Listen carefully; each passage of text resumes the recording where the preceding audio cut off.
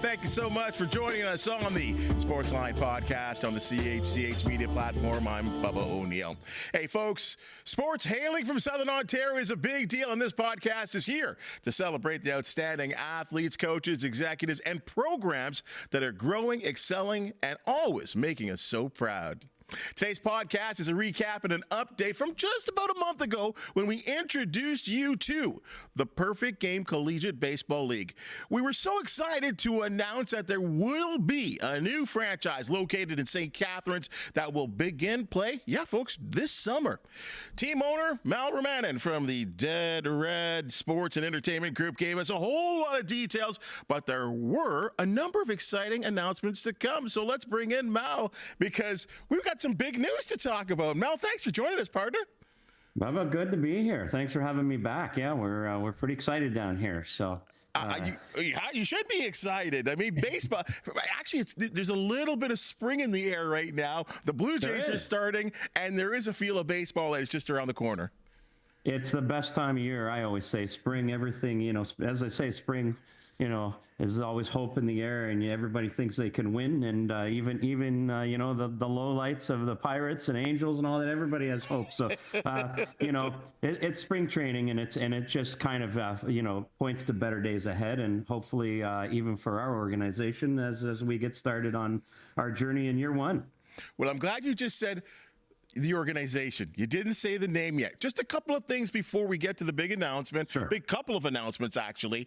I mean, and your team, your organization, will be playing in the Perfect Game Collegiate Baseball League, which, we've kind of described as an all-star league for all-star players. Just for those that weren't fortunate to join us in the first podcast, can you just let everyone know about what that league is all about? Yeah, for sure. It's a league, obviously it plays New York State. It's one of the summer collegiate leagues that exist in the U.S. As I mentioned before, basically, this league is stockpiled with players that are in the U.S. mostly on scholarships. They're obviously elite players that you'll find coming here to the St. Catharines area. And in the summer, when they're not in their collegiate program, they're looking for competition to increase their draft status, just to develop their game, basically, to go back to school. And, they're obviously trying to get to that next level of sports and baseball. And we provide the opportunity to show them kind of what professional baseball would be like when you play every day. For some, it's their first taste of wood bats. So that's a bit of a, transition from the college game. And it's just kind of mimics what minor league baseball is like. For 2 months, you go most every day, and it's a grind, and it's how you can really develop. And you're facing other elite college players in this league. There's been, the league isn't that old, but they used to be full of the New York Penn League teams that were in single A back in the day. So many of the teams are from that era. But there's been some alumni that's come through here, like Ernie Clement of the Blue Jays played in this league. Jordan Westberg, who's a burgeoning star with the Orioles. Nick Pavetta's been in the league. There's been several alumni that have come through already, and we're counting on many passing through the Niagara area and St. Catharines on their way to better days ahead and potentially Major League stop one day. This is great news because I've always thought that there have been other sports that may have done a better job of baseball, compared to baseball for Canada. Were right. Canadian players, and I know also there will be American players playing on your team, but for Canadian players, Canadian elite players, to have an opportunity to showcase their skills. Well, and that's kind of the idea behind this. Obviously, as we, get further along in this journey and build this program, we want the best players in Canada to make a stop on George Taylor Field at some point. It was kind of the one area of baseball that's missing. There's not too many teams that, and certainly nothing in this area for summer collegiate ball to feature this Canadian talent. So we kind of wanted to give all those elite players that kind of go unknown. They're in great U.S. programs, and you really don't know where they are or who they are. And we want to bring them home and showcase their talents and just show you how elite some of these players are. And like you said, other sports we're familiar with it, obviously hockey and even basketball at this stage. But for baseball, I think this is going to really fill a need and a void that exists. And you're going to be able to see some premium Canadian talent in coming, like I said, coming to George Taylor Fields this summer, but mostly as we go along in the years ahead as well. Not only do you bring multiple years of experience at the pro level, Major League Baseball, with your years with the Blue Jays, but because you've had a son that's played baseball at an elite level, this is kind of full circle for you. You know exactly what this league's directive is all about. Well, for sure. I've watched him play. Like I said, my son played in the Prospect League in Missouri, and then I went out and played in New England another year. And I know how good these leagues are, and that's something I'm really excited about. And it's kind of what I targeted for. Personally, I really enjoy the college game, and honestly, it doesn't get much exposure up here. It's a big deal down in the U.S., and it's kind of unlike say. Basketball, which everybody knows, March Madness is coming up, and you'll just see how much exposure that gets in Canada. We want to start developing the baseball brand so people get to see it's a great product, just as good as the basketball product. It's just not as well known up here, and I think hopefully we can play a small part in changing that attitude. And maybe one day you'll see that on our TV screens just as much as you see basketball. So we're hoping we can do that. It's a tremendous product. Recently had a press conference with a big naming, and I know you had a big contest as well, too. You wanted a name of this franchise that was going to be something that represented the St. Catharines and Niagara region, and the new name is? The Niagara Ironbacks. Correct. There you go. We wanted something that represented what this team is all about, and something the city could connect with, something that's got some strength to it. It represents, how the city was built. It's perseverance, resilience, fortitude.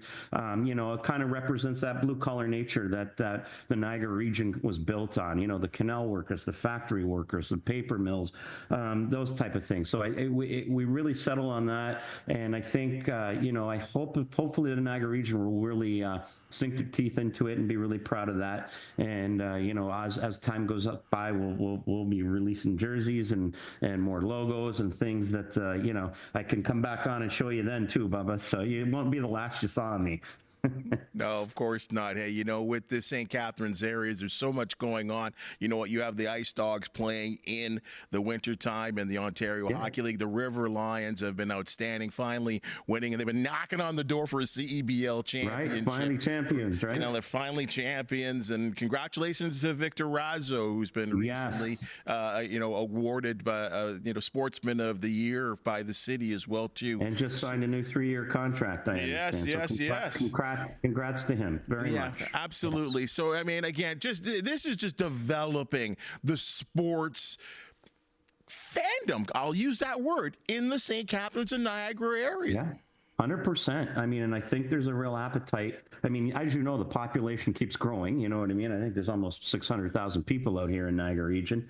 So, there's an appetite for a product locally that obviously they can connect to, that is an elite program. There are products we can bring to these markets now that just don't represent the major league brand. And, there's different levels that are, for players that are on their way up to those, elite heights of Major League Baseball or the NBA or what have you. So, the Niagara region has that showed that it's interested in supporting that, and I think with the product we're going to bring, it's going to fit in nicely with those other products like the River Lions and the Ice Dogs, and we're really looking forward to being partners and just being part of that landscape.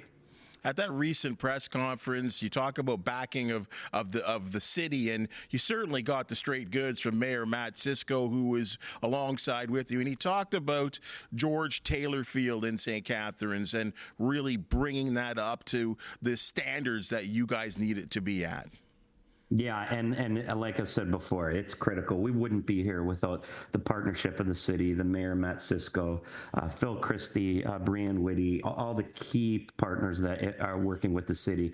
I mean, Matt's such a big baseball fan, and to be honest with you, he was a real driver of bringing us to this area and to this park and seeing George Taylor Field used for what it was meant for, obviously.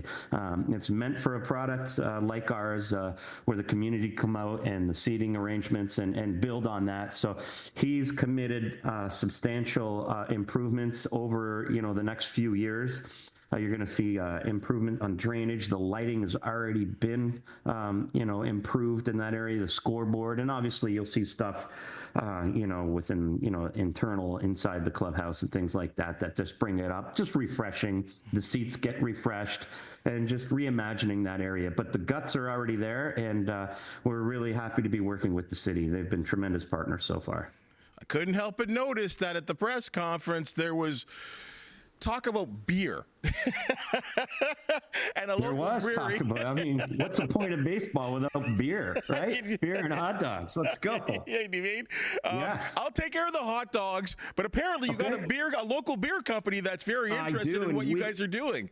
We are so happy. We held the press conference at DQ Brewing. Mm-hmm. They are our official craft beer sponsor. They've been absolutely enthusiastic, tremendous to work with, and it was a great location for the press conference. And they're currently working on making 2 beers for us for branded properties for our baseball products. Wow. So I'm a bit of a craft brewery enthusiast myself, so I think that's just about as exciting as the baseball itself for me. We're going to have an Ironbacks lager and our Dead Red IPA, so look for that. It'll be, you can buy it at the brewery when it's ready to go, but most importantly, you can buy it at the ball field all summer long. So pretty excited about that partnership, and we're really looking forward to working with the gentlemen and the whole staff at DQ. They're outstanding. Danielle, Danette, they're just, James, the whole team has been outstanding. So we're really excited to work with them. And I think there'll be beer at the ballpark. Yeah, there's got to be beer at the ballpark. Come on. That's right. You don't want anyone sneaking it in, so you might as well have it right in there. No, but to the point, though, that's important for branding, for the branding of the team as well, too, is it not? Oh, it is. And anytime you're doing something like this, you're always, at any level, at the major league level, we saw branding's everything. You're selling a connection to the fan, and you're selling a brand, and you want people to believe in the brand. So you've got to respect that brand, nurture the brand, and part of that is providing things like I know it sounds silly, but your branded beer is just kind of a staple, and it gives just step one in that branding, and we'll have a lot more. But yeah, we're really believe in the brand, and I think everybody in Niagara will connect to it as well. Can we just go back to the stadium kind of thing too? Sure. Obviously, I mean, I guess I don't know if you figured this out. There's so much coming at you. I'm sure so quickly about ticket prices. How can you get tickets? How is that all going to be arranged? Seating at the ballpark and activity at the ballpark. I mean, as we've talked about before, and I think I've talked to so many people about in terms of sports, you're selling the ticket, but you're selling so much else. Yeah, because I mean, you're kind of putting on an event. It's just not about baseball. Obviously, baseball is what we're all there for. This is a serious product with serious players, but you've got to entertain people. We understand that. So that's all in the works as well. And we'll be having some ticket information released shortly. Obviously, our whole brand is going to be affordable entertainment for families and everybody. Students, whoever. It's an affordable, entertainment product. But we obviously don't look at it as just a baseball game.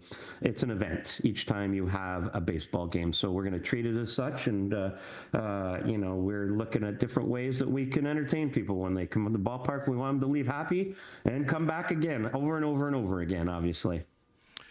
I guess next now is you have so much taken care of at this point now. The manager, players, coaching staff, is that the next big announcement that we're going to get? It really is. That's our next focus. Obviously, there's a ton of logistical things, like I've mentioned before. Where we need buses, we need dorm rooms, we need liquor licenses, all those baseballs, uniforms, hats. But clearly, we need somebody to put them on. So we need players and coaches, et cetera, et cetera. So we're hard at work doing that right now. And we've got 3.5 months to first pitch. So you'll be hearing from us regularly over the next 3 months with various announcements on all those different things. And we're really looking forward to releasing some of that information shortly, and we will have that for you for sure. There's nothing like the shiny new car, that new car smell, and I'm so excited for what you guys are putting together. And again, like I talked about too, and we talked about off the top there too, about the fact that St. Catharines, there's so much room for sporting events, and you've got the wine festival and whatever, and why not a ball team as well too? I mean, we have history of baseball at a very great level in St. Catharines for many, many years ago. So happy that you're bringing it back. And as we've seen with the IBL too, I think there's a thirst for it, and in the fact that you're playing at this level too, kind of an OHL situation where we're going to start to see some Canadians that are going to be impacting Major League Baseball, maybe even playing for the Blue Jays one day. Those hopes, I think, are unbelievable. Yeah, and I think that's the thing. You mentioned the IBL too, and I think it's a complementary product as well. They do a great job, and we're big supporters of the IBL, and there's a long history there. It's just that's a different product, and we have aspiring players, and theirs are more senior, obviously. So, we're looking forward to just being part of that with them and building baseball in the area. So we're building more baseball fans for everybody. So there's this different product, and we're excited to just be a part of the baseball landscape in this area and in Canada as well. So it's going to be exciting, I think. Well, after your decade plus with the Blue Jays, I can't leave this podcast without at least one Blue Jays question. Sure. Where I'm going. Vladimir Guerrero Jr., will the deal get done? How'd I guess? In my opinion, I don't think so, honestly. And that's just my opinion. But hey, there's still an opportunity until he signs a contract with another team, which wouldn't be until next year. Never say never. Obviously, it's unfortunate it got to this point, and I'm not sure it needed to, but you are here now. And they appear to be a good, reasonable amount apart as it sounds.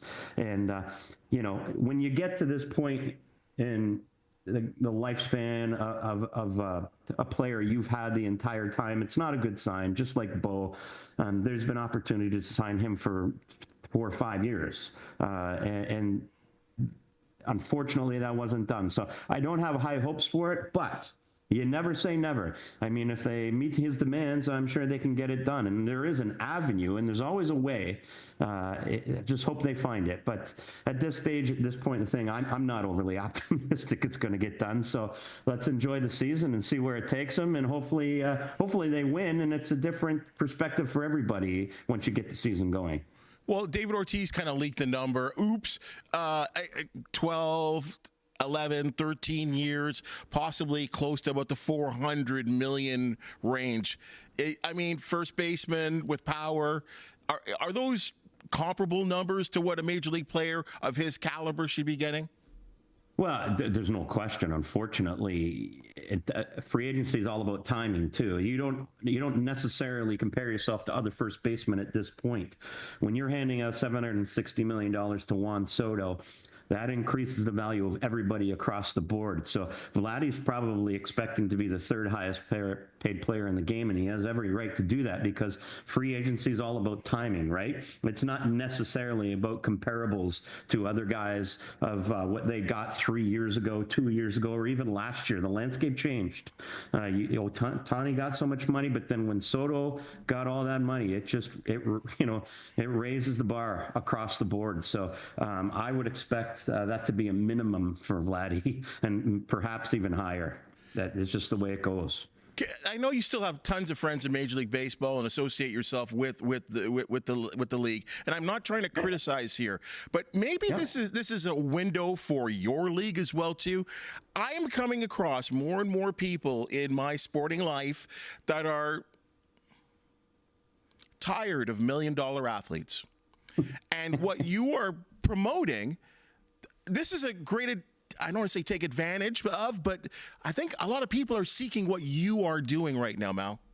Well, I'll tell you why I targeted it and why it's my favorite brand of baseballs, because of the passion.